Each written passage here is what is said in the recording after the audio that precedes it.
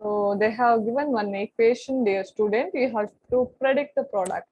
So here, uh, propane nitrile on reduction with lithium aluminum hydride with excess quantity followed by treating with acid hydrolysis. What is the product? So that is their question. So option A is butane. Option B is uh, butyl aniline. So option D is butanol, and option D is pentanamine. So here our question is something like this. So they have given CN group, which is treating with lithium aluminum hydride.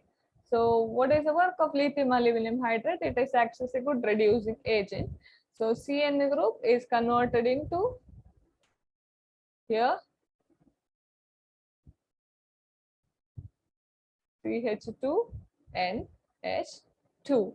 Okay. So next, which is on hydrolysis, H2O H plus.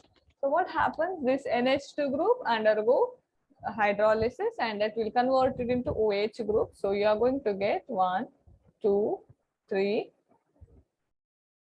CH2 OH.